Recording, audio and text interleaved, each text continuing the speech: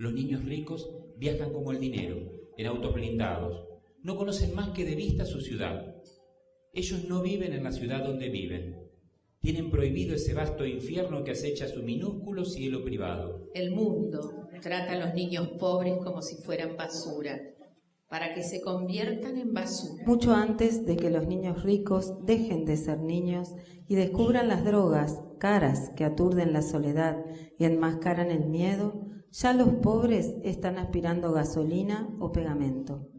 Mientras los niños ricos juegan a la guerra con balas de rayo láser, ya las balas de plomo amenazan a los niños de la calle. Los niños de la clase media están cada vez más condenados a la humillación del encierro perpetuo.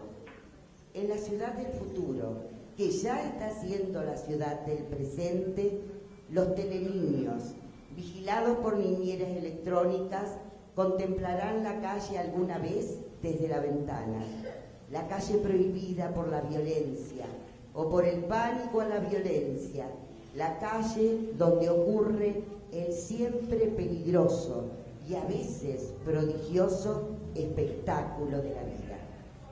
Este texto está extraído de Eduardo Galeano, Patas para arriba, la escuela del mundo al revés.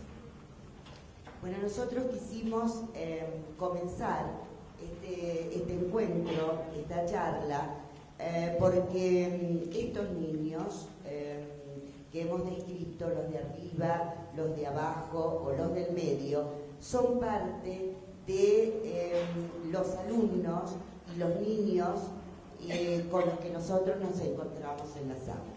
Decir violencia escolar es como que atribuir que la violencia solo se da en la escuela, y es como que esa violencia de la escuela es una violencia separada del contexto social familiar. Lo más apropiado es hablar de violencia en la escuela. La violencia en la escuela engloba tanto el afuera como el adentro.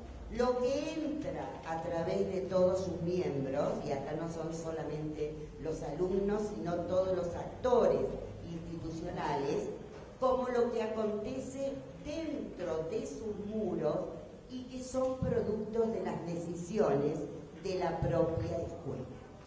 Fernández indica muy clarito, y hace muchos años ya que lo dijo, la escuela es sede de conflictos propios, o sea, tienen particularidades los conflictos en la escuela, y sede de los conflictos de la sociedad en general. Entonces empezamos a pensar la institución escuela no como algo simple, sino como algo complejo. Siempre debajo de la violencia hay un conflicto no resuelto.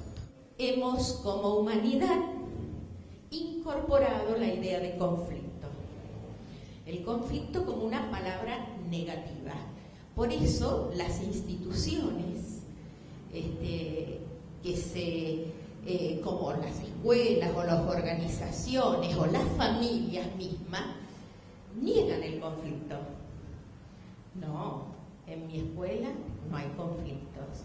En mi familia todo es perfecto. El conflicto es un emergente natural de las relaciones humanas. Donde hay relaciones humanas, hay conflictos. Por eso cuando una pareja me dice nos llevamos bárbaro, entre nosotros no hay ni un sí ni un no, habría que preguntarle si tienen relación. El conflicto es una crisis en la interacción humana, por metas u objetivos contradictorios. ¿Y por qué hay crisis de interacción? Porque no hemos adquirido las habilidades necesarias para manejarlo de manera constructiva. Entonces, el conflicto no es ni bueno ni malo, esa es la nueva mirada, sino que puede ser constructivo o destructivo según cómo lo abordemos. El conflicto no es ni bueno ni malo, es parte de la relación humana, porque somos seres diferentes, con pensamientos diferentes, con objetivos diferentes, porque tenemos historias diferentes, tenemos géneros diferentes, edades diferentes. Por lo tanto, Cuando nos llevamos bien con la mayoría de las personas, ¿qué es lo que hacemos? Dialogamos, hablamos hasta entendernos. Pero debajo de una violencia Siempre hay un conflicto no resuelto. Hay otro autor, que es John Paul Lederach, que trabaja en conflictos sociales, que hace esta metáfora con respecto al conflicto. El conflicto es como una planta de frambuesa, una raíz que se extiende, creo que se llaman las profesoras de biología los rizomas, y cada tanto produce una planta externa, ¿no? Haciendo una metáfora con los terremotos. Por ejemplo, el terremoto puede ser en San Juan, como fue, pero el epicentro fue en una placa mucho más lejos de lo que sea en San Juan. Entonces, es importantísimo que todos los conflictos uno baje a la relación que lo contiene. Por eso vuelven a surgir si no se trabaja ese patrón relacional de abajo. Entonces, tenemos que ver el pasado, qué pasó antes, y también que si no intervenimos en ese patrón relacional, ¿qué va a pasar en el futuro? Proyectarnos al futuro. Entonces, ahora, ¿cómo tenemos que trabajar? Cuando tenemos un conflicto, para que no pase a ser violencia, porque la violencia es un conflicto escalado, nosotros tenemos que trabajar para resolver el contenido, o sea, la situación que se haya dado, o el contenido, o el episodio del conflicto, se tiene que resolver. En el grado, dos chicos, por los motes que se dicen, o por los apodos, llegaron, se rompieron las carpetas, o se dieron un reglazo. Entonces yo tengo que intervenir ahí. Y ver, no con sanción, sino ver, después vamos a ver de otra manera cómo intervenir frente a esas situaciones, con los chicos y con el grado. Pero yo no me puedo quedar ahí, no termina ahí. Ese es un conflicto no resuelto, va a volver a surgir la planta de frambuesa. Por lo tanto, yo tengo que trabajar con esos chicos y el grado o el contexto general donde está, comenzar a sentar pautas o plataformas de cambio constructivo para cambiar las relaciones entre ellos. Hoy, mañana, pasado. ¿Dónde? En el contexto relacional. Y no tengo que decir, pero los padres son... No, corresponde a la escuela, porque es en ese ámbito donde yo tengo que trabajar esas pautas relacionales, porque se dan ahí. Del respeto de género, de diferentes formas de divertirse y de interactuar. Después yo tengo que empezar a trabajar en el curso la transformación, sentar pautas de cambio. Y entonces tengo que empezar a tomar un tiempo de mi clase para hablar de las relaciones humanas, para hablar de las diferencias de género, para hablar de la diversidad que hace la riqueza, para hablar el poder de la palabra y para poder juntarse a hacer juegos de otra manera.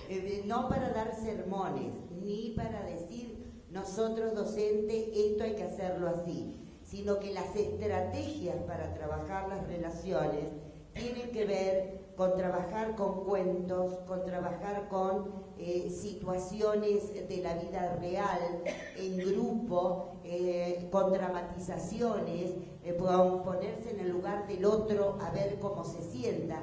Así se trabajan las relaciones, no desde la palabra del deber ser, que ya están trillados de escuchar. Pero las familias tienen sus propios códigos, y esos códigos y principios tal vez no sean los que la sociedad maneja o debería manejar.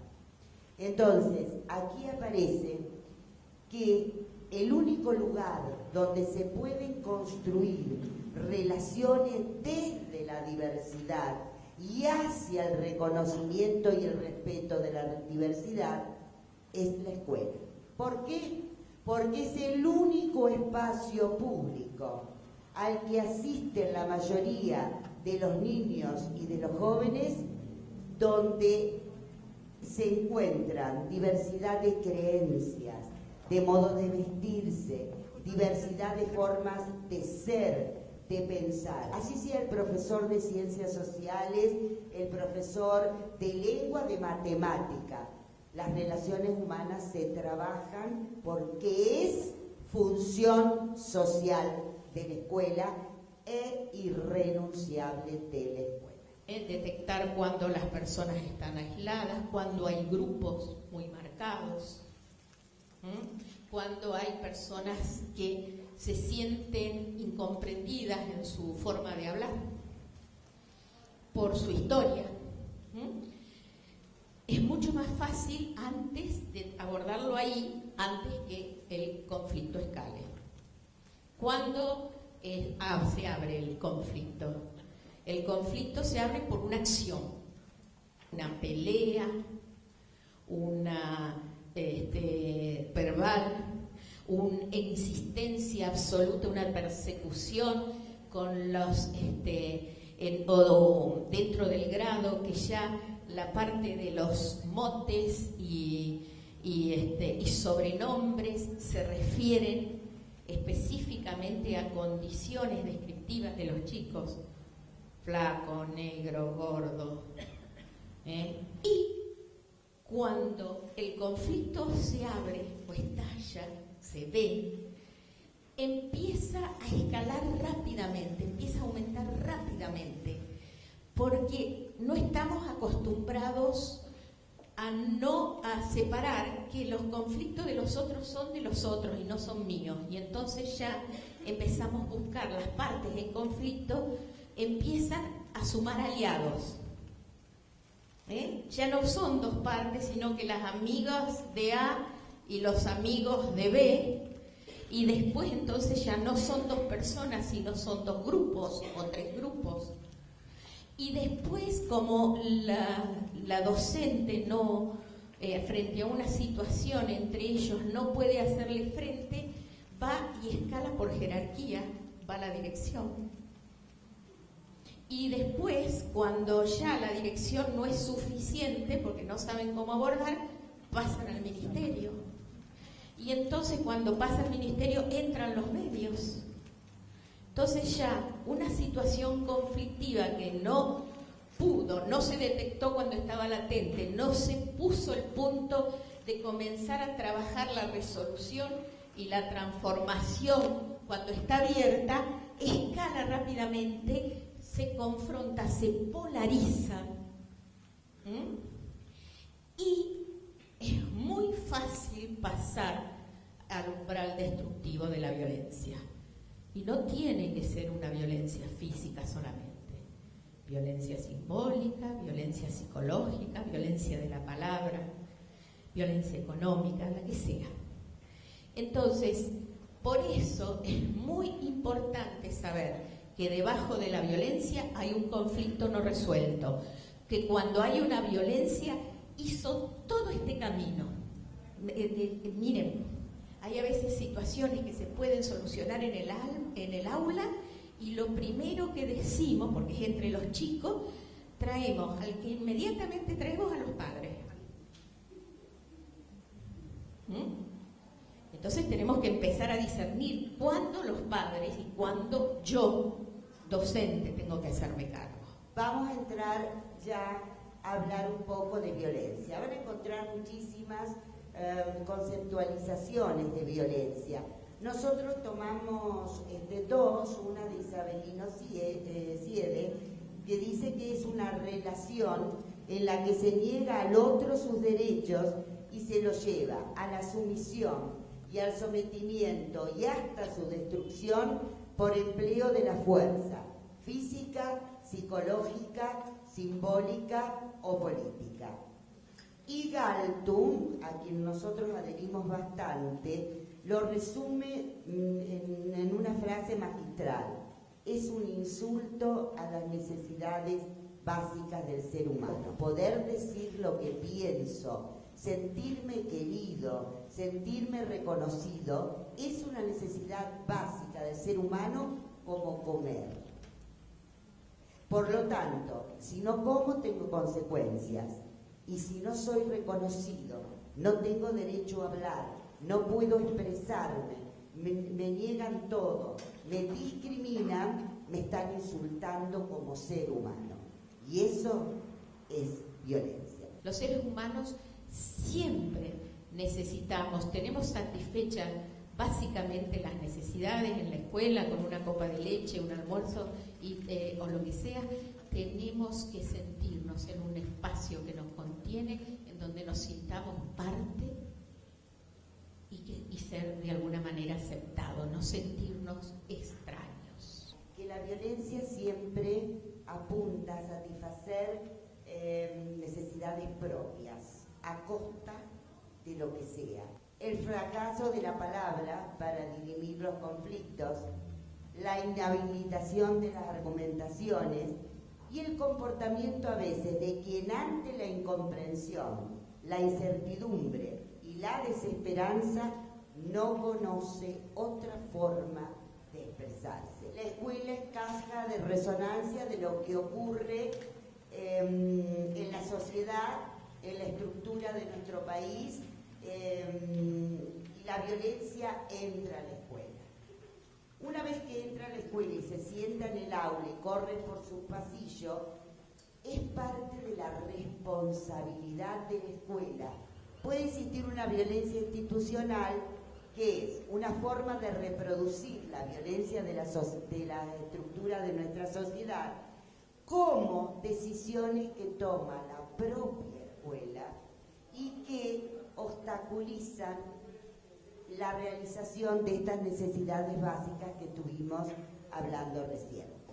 La tríada didáctica, docente, alumno, conocimiento, no es posible de concretarse este círculo sin la relación entre los actores implicados.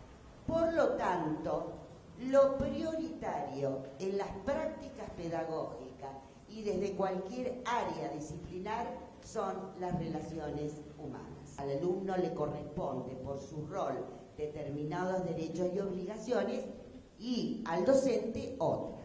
Desde ese lugar, desde el lugar de los roles, desde el lugar de la profesionalidad del docente y del alumno, nosotros hablamos de una relación asimétrica. Ahora, cuando yo estoy hablando con vos, alumna mía, y no estoy hablando desde el rol de maestro con mis obligaciones, sino de ser humano a ser humano, la relación es simétrica.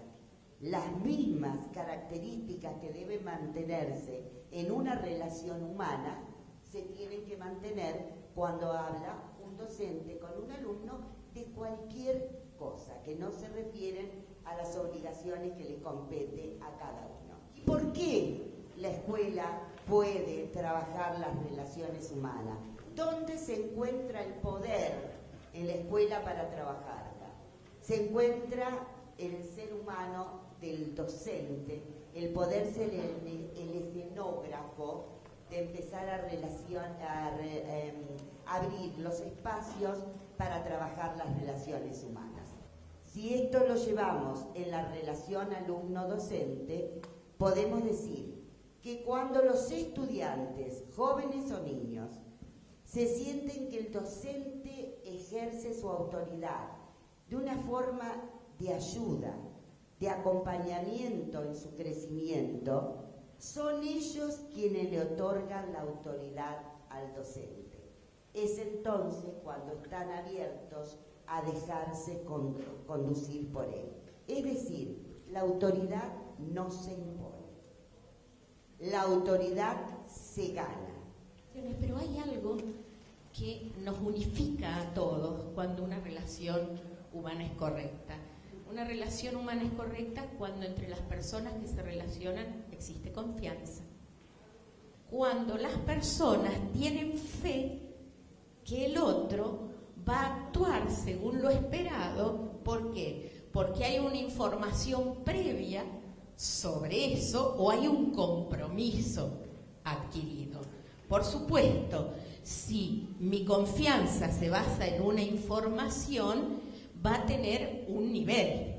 Y si mi confianza en la relación se basa en un compromiso que adquirimos juntos, va a ser de otro nivel mayor. Ahora, en una relación en donde estamos todos los días presentes, juntos, en una relación en donde, como en la familia, donde hay un compromiso previo con el marido, de un compromiso de vida, o dentro de la escuela, donde el compromiso es que los docentes y la escuela es un lugar seguro y donde vamos a aprender, el nivel de confianza tiene que ser mayor, porque en un ambiente no seguro, en donde uno se puede expresar sus emociones y sus palabras, en un ambiente donde yo no soy escuchado o donde yo tengo rótulos, yo no puedo aprender. Estoy sobreviviendo. Estoy pasando el tiempo. Entonces, ¿cómo se construye esta confianza? Se construyen los parámetros de construcción de la confianza en las relaciones humanas, es el reconocimiento del otro como es y la comunicación, el diálogo. Entonces, reconocer es aceptar al otro como es, comprenderlo aunque uno no esté de acuerdo y mirarlo en su realidad histórica, social, donde se encuentra y el contexto donde vive. La única manera de entender a los adolescentes y a los niños es dando la posibilidad de expresarse. De la que para nosotros es la gran estrategia, que es el lugar de la palabra y que daría lugar a un curso entero de 4 meses. ¿Escucharon? Bueno, por lo tanto le damos algunos puntos tomando palabras de Paulo Freire y de Tetti Fanfani. El que no puede decir lo que piensa, siente, desea, otorga el don de la palabra a otro. Pero nuestra presencia en el mundo no es muda. Son las palabras las que transforman al mundo y una vez pronunciado, retorna problematizado a los sujetos para nuevos pronunciamientos. La palabra es la que nos devuelve la condición de sujetos sociales. Disminuir los índices de violencia construyendo correctas relaciones humanas tiene que ver con la participación. ¿Por qué? Porque la participación satisface necesidades dando lugar privilegiado a la palabra. La participación, vamos a ver que no da lugar para la sanción, pero sí para la reparación. Los conflictos se resuelven no verticalmente, se resuelven con las personas que están involucradas en el conflicto. Podemos empezar desde el jardín de infante a trabajar la participación.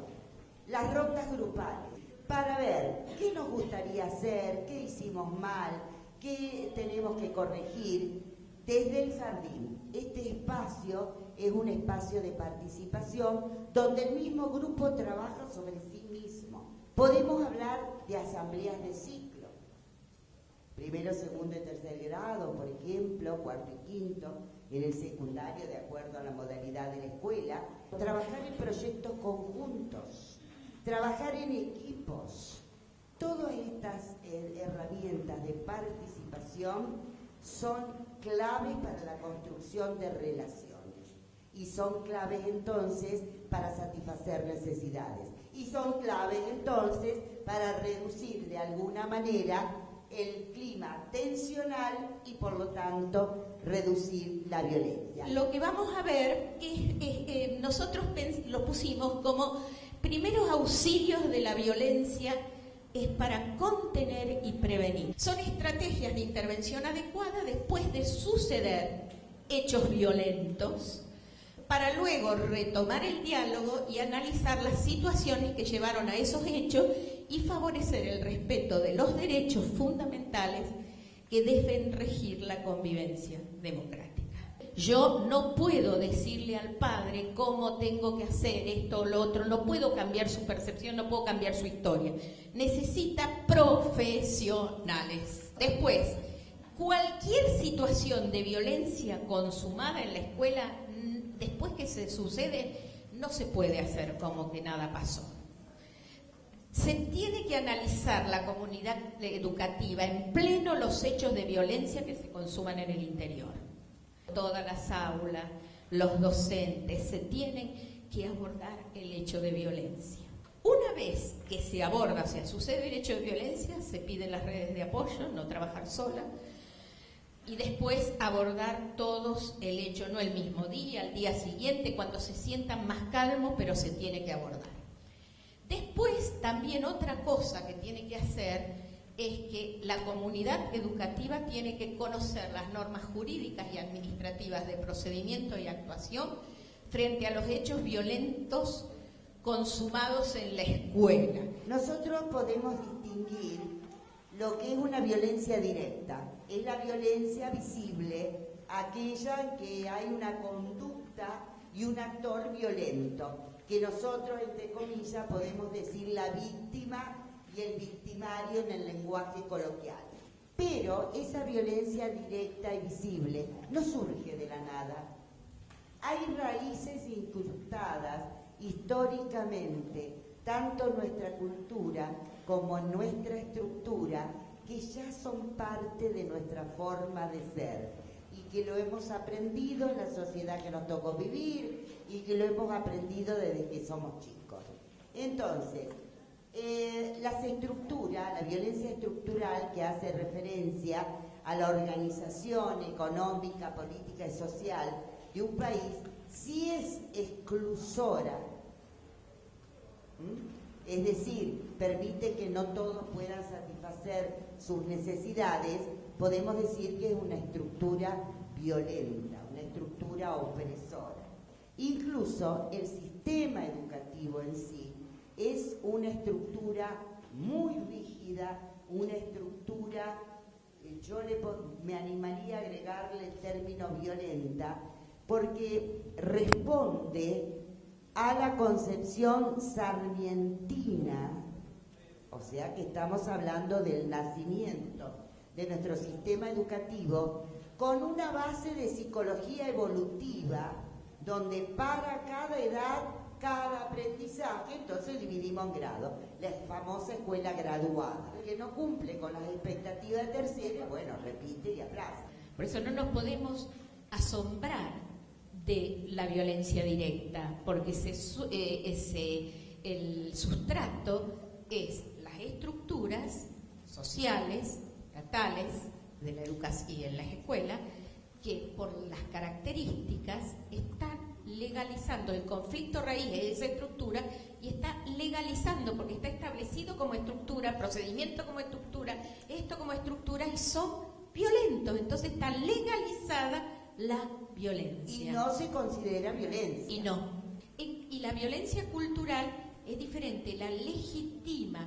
¿Qué quiere decir legitimar? Que tiene todas las argumentaciones para responder con violencia a la violencia.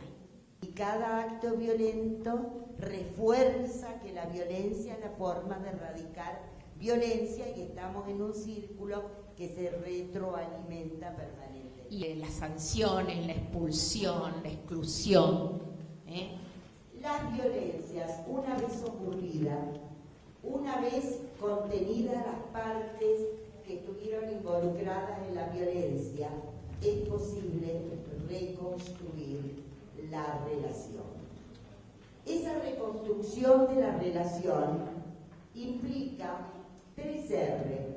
Reconstrucción, ustedes verán, resolución, reconciliación. Pero también hay que trabajar resolviendo el conflicto que estaba en la base de esa violencia.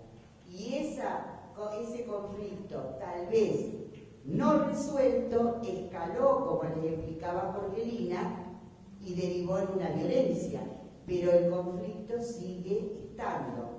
Si hoy decíamos que la estructura verticalista del sistema educativo, que a veces se reproduce en la institución escuela, si nosotros queremos que esta violencia se cierre y se curen las heridas, esto interpela que en el aula tienen que empezar a vivirse los derechos humanos.